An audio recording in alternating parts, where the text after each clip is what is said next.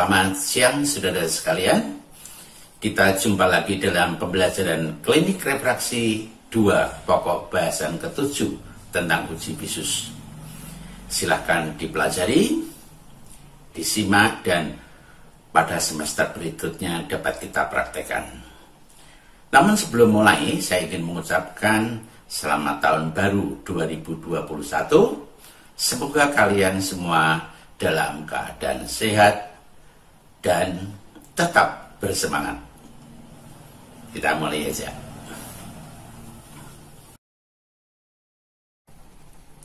Saudara-saudara sekalian, apa sebenarnya yang dimaksud dengan visus? Visus itu sendiri sebenarnya berasal dari bahasa Latin visio yang artinya tajam penglihatan. Tajam penglihatan itu sendiri sebenarnya merupakan satu konsep yang menggambarkan satu fenomena secara abstrak mengenai kemampuan penglihatan seseorang saat melihat satu objek. Sedangkan tingkat kemampuan seseorang untuk dapat melihat objek dengan jelas sangat bervariasi sebagai suatu variabel yang dapat diukur.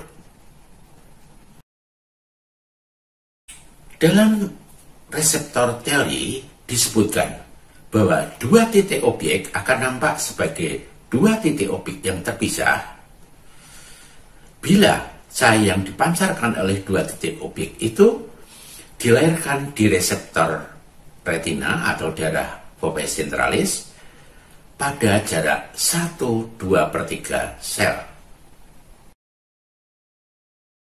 Coba perhatikan gambar berikut ini, bahwa di depan bola mata terdapat dua titik objek, A dan B. Ketika cahaya dari titik objek A itu masih di bola mata pada nodal point, dia akan dilayarkan di retina sebagai A aksen. Dan ketika cahaya yang berasal di titik objek B masih di bola mata juga mulai nodal point, atau artinya pusat refraksi mata, dia akan dilahirkan di retina atau di fovea centralis pada titik B aksen. Bila jarak A aksen dan B aksen ini jatuh di fovea centralis kurang dari 1/2/3 sel, maka dua titik objek itu akan nampak sebagai dua titik objek yang tidak terpisah atau menjadi satu, tidak nampak terpisah menjadi dua.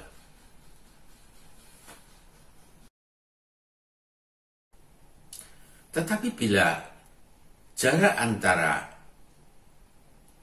B aksen dengan A aksen itu adalah minimal berjarak 1/2/3 sel, maka benda atau objek, titik objek A dan B itu akan nampak terpisah. Jika diukur, maka besarnya sudut yang dibentuk oleh titik objek A dan B dan sudut yang dibentuk oleh titik objek B aksen dan A aksen besarnya adalah 1 menit busur. Berdasarkan teori yang dianutnya pada tahun 1862, Hermann Snellen membuat alat uji bisus yang disebut sebagai optotit atau Snellen chart. Pada awalnya, optotit tersebut terbuat dari sepotong papan dengan warna dasar putih dan di atas permukaannya tertera huruf, angka, atau lambang-lambang lainnya berwarna hitam.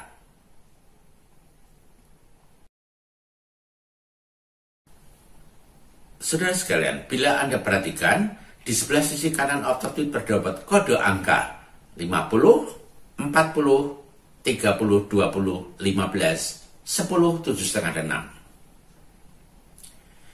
Angka 50 memberikan makna bahwa huruf A dirancang agar dapat dilihat dengan jelas oleh orang yang berpenglihatan normal dari jarak 50 meter.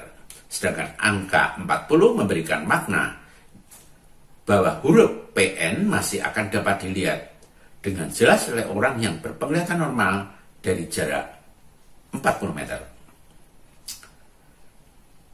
Sedangkan angka 30 memberikan makna bahwa huruf DZU masih akan dapat dilihat dengan jelas oleh orang yang berpenglihatan normal dari jarak 30 meter. Sementara itu, angka 20 memberikan makna bahwa huruf F, R, V, E dirancang agar dapat dilihat dengan jelas oleh orang yang berpenglihatan normal dari jarak 20 meter.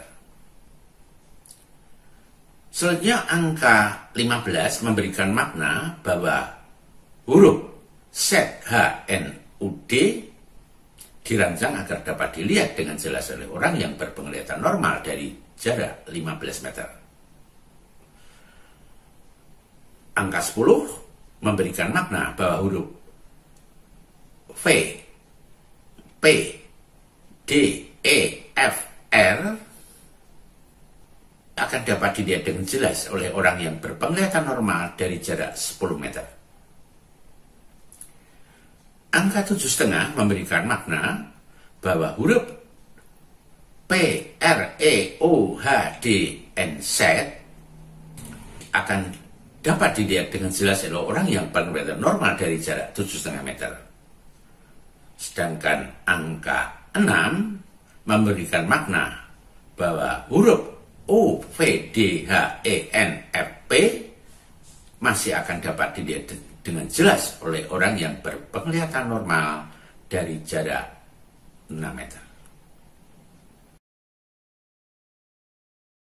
Dalam perkembangannya, tes objek pada optik tidak hanya berbentuk huruf, tapi juga lambang-lambang lainnya. Seperti coba gambar 1 adalah senayan cat biasa.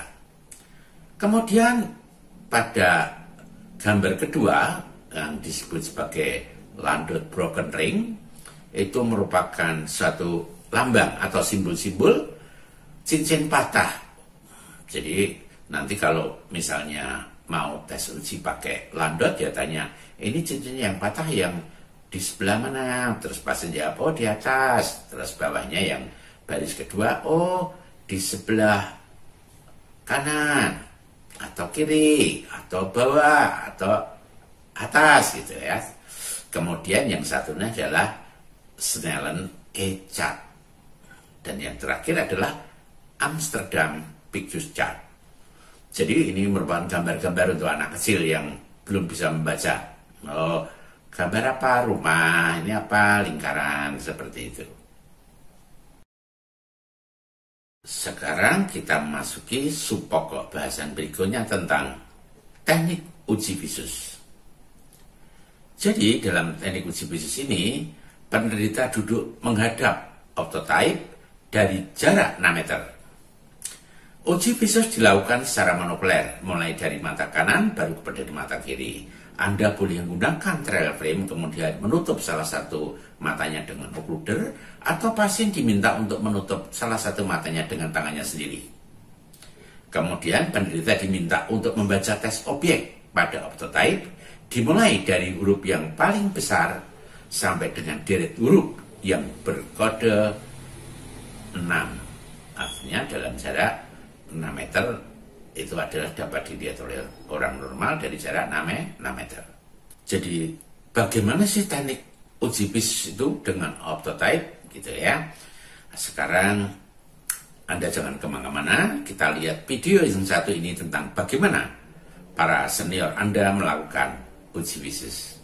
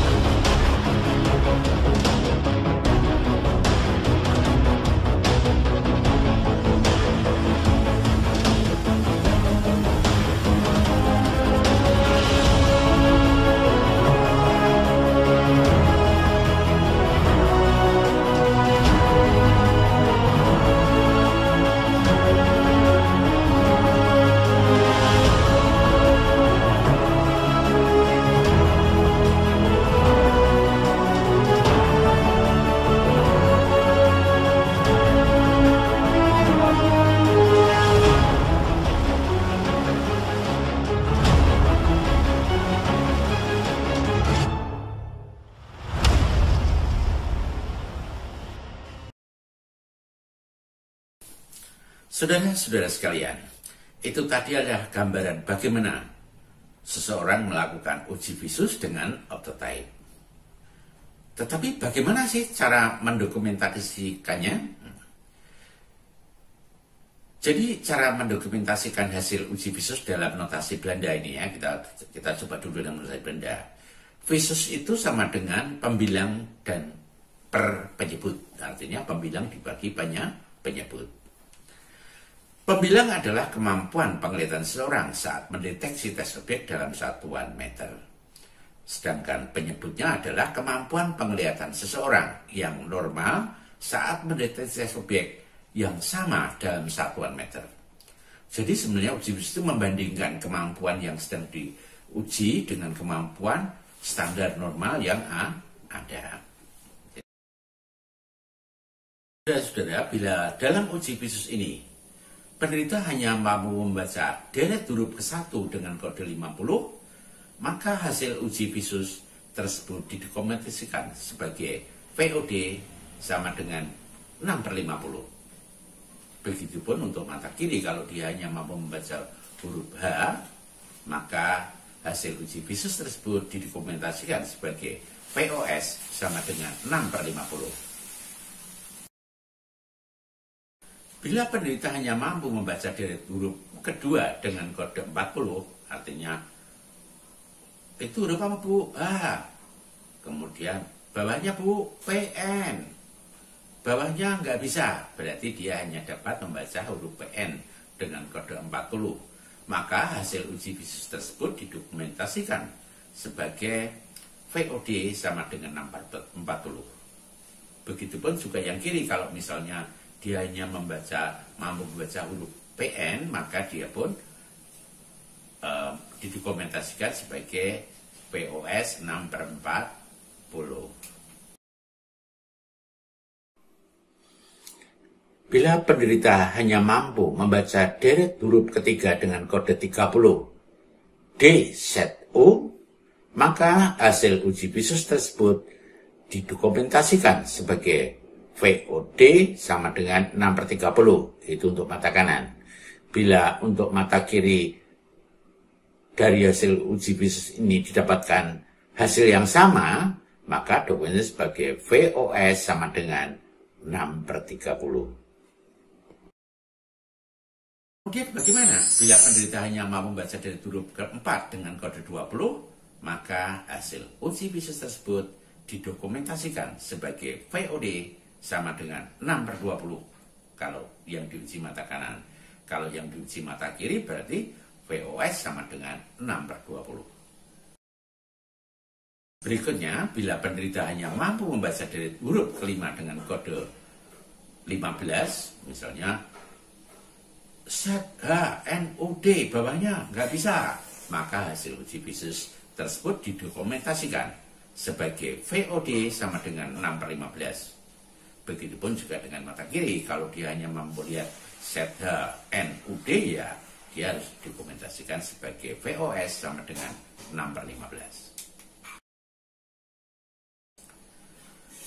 Bila penderita hanya mampu membaca dari huruf ke-6 dengan kode 10, maka hasil uji tersebut didokumentasikan sebagai VOD sama dengan 6/10.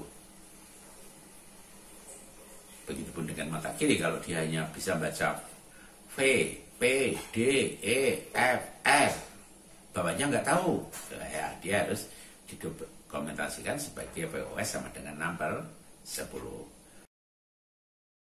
Kita hanya mampu membaca dari huruf sampai pada kode 7,5. Maka hasil uji visus tersebut didokumentasikan sebagai VOD sama dengan 6/7,5. Begitupun mata kiri ya. Kalau penderita mampu membaca deret huruf dengan kode 6 ke-8, deret huruf ke-8 dengan kode 6, maka hasil uji visus tersebut didokumentasikan sebagai VOD sama dengan 6/6. Jadi standar normalnya memang 6/6 ya. Begitupun juga dengan mata kiri.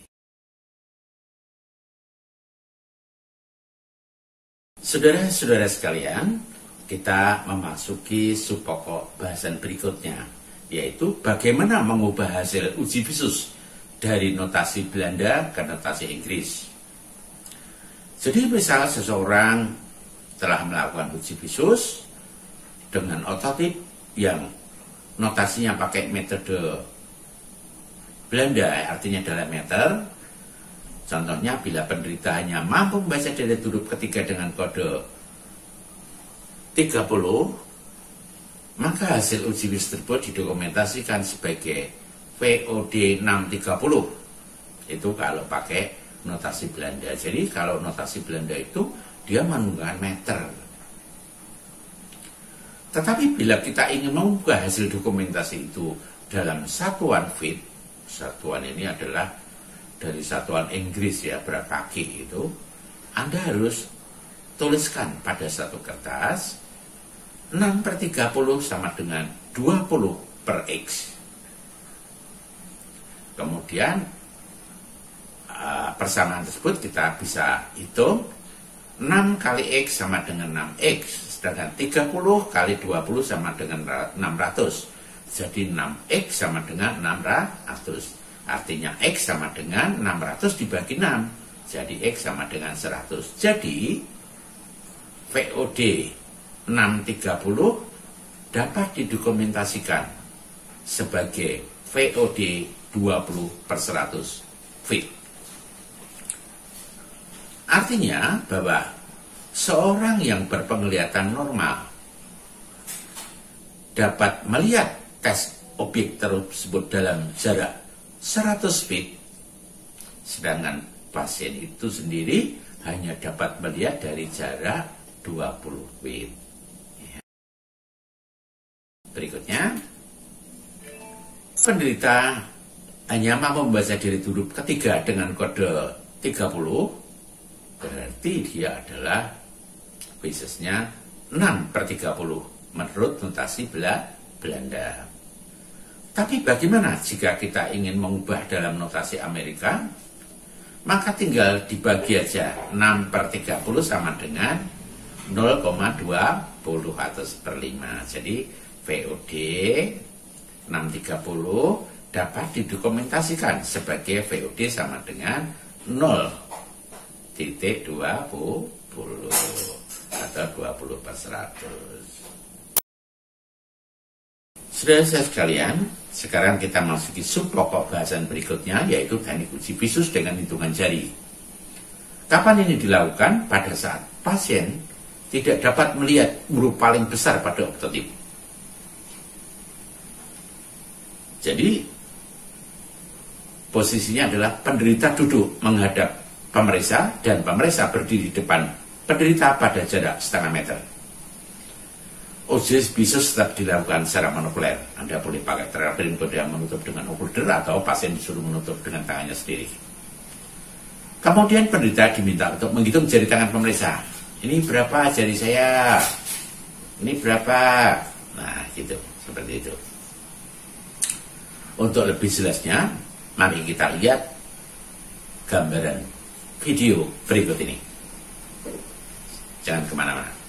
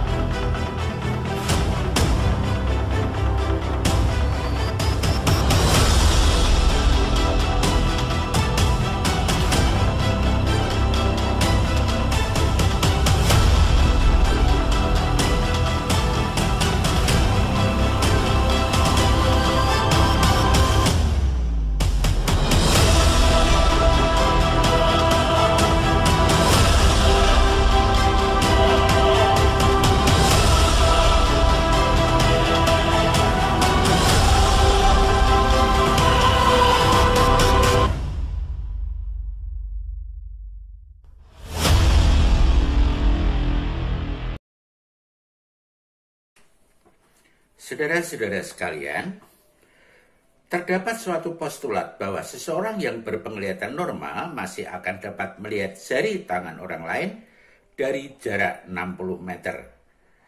Sehingga dengan demikian, bila mata kanan penderita hanya mampu menghitung jari tangan pemeriksa dari jarak setengah meter, maka dokumentasikan sebagai VOD sama dengan setengah per 60. Bila mata kanan penderita hanya mampu menghitung jari tangan pemeriksa dari jarak 1 meter, maka dokumentasikan sebagai VOD sama dengan 1/60. Bila mata kanan penderita hanya mampu menghitung jari tangan pemeriksa dari jarak 2 meter, maka dokumentasikan sebagai VOD sama dengan 2/60. Bila mata kanan penderita hanya mampu menghitung jari tangan pemeriksa dari jarak 3 meter, maka dokumentasikan sebagai VOD sama dengan 3/60. Bila mata kanan penderita hanya mampu menghitung jari tangan pemeriksa dari jarak 4 meter, maka dokumentasikan sebagai VOD sama dengan 4/60. Bila mata kanan penderita hanya mampu menghitung jari tangan pemeriksa dari jarak 5 meter, maka dokumentasikan sebagai VOD sama dengan 5/60. Bila mata kanan penderita hanya mampu menghitung jari tangan pemeriksa dari jarak 6 meter, maka dokumentasikan sebagai VOD sama dengan 6/60. Hal itu juga berlaku bagi mata kiri, jika mata kiri juga tidak mampu mengenal huruf paling besar pada optotip. Saudara-saudara sekalian, mari kita memasuki pokok bahasan berikutnya tentang teknik uji visus dengan goyangan tangan atau gerakan tangan. Kapan hal itu dilakukan? Pada saat penderita tidak mampu menghitung jari tangan pemeriksa dari jarak setengah meter atau lebih. Teknik uji visus ini dilakukan dengan posisi penderita duduk menghadap pemeriksa dan pemeriksa berdiri di depan penderita pada jarak 1 meter. Uji visus dilakukan secara monokuler. Kemudian penderita diminta untuk mengidentifikasi gerakan tangan pemeriksa. Contohnya, coba Bu atau coba Pak, gerakan tangan saya ini ke kanan kiri atau atas bawah. Itu. Namun untuk lebih jelasnya, mari kita lihat dalam video berikut ini.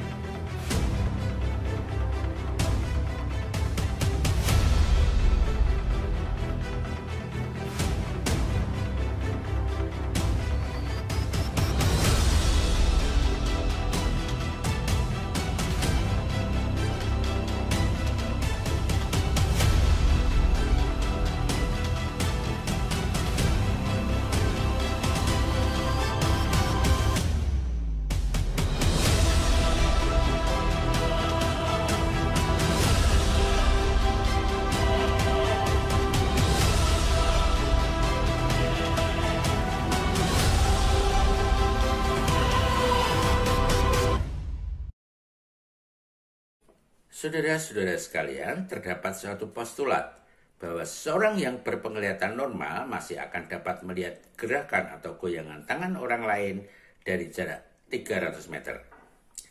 Sehingga dengan demikian, bila mata kanan penderita hanya mampu mengenal arah gerakan tangan pemeriksa dari jarak setengah meter, maka dokumentasikan sebagai VOD sama dengan setengah per 300.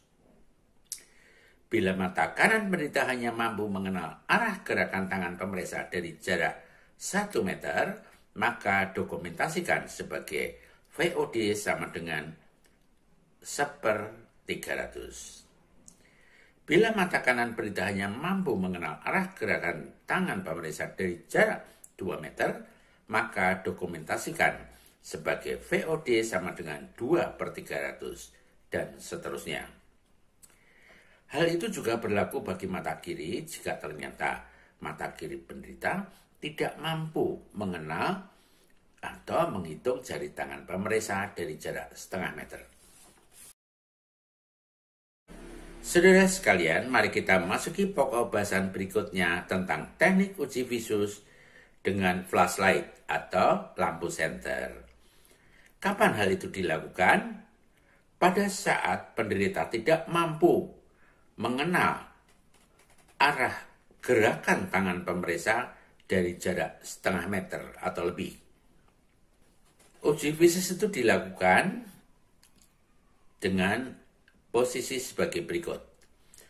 Penderita duduk menghadap pemeriksa dan pemeriksa berdiri di depan penderita pada jarak 1 meter. Uji visus dilakukan secara monokuler. Kemudian penderita diminta untuk mengidentifikasi arah datangnya cahaya, apakah dari kanan, kiri, atau atas. Jadi setelah itu mata penderita dikasih rangsangan cahaya dari samping kanan, kiri, atas, atau bawah. Coba Bu, ini sinarnya arahnya datangnya dari mana? Terus pasien suruh menunjuk pakai jari, ya. Untuk lebih jelasnya, mari kita lihat dalam video berikut ini.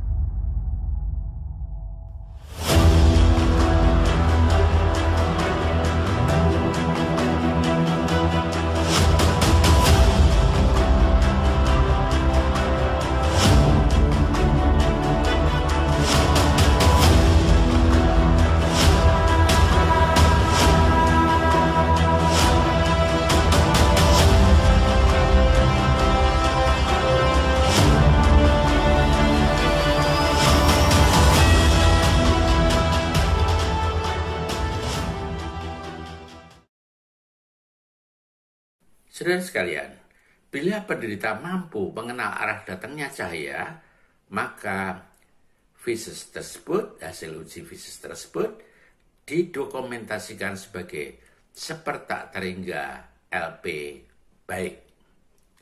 LP singkatan dari light projection. Saudara sekalian, bila penderita ternyata tidak mampu mengenal arah datangnya cahaya, maka uji visus tetap dilakukan dengan flashlight, namun dengan teknik yang berbeda. Jadi arah cahaya dari flashlight itu diarahkan ke matanya, kemudian flashlight dimatikan, dihidupkan, dimatikan sambil menanyakan sama pasien, ini gelap apa terang?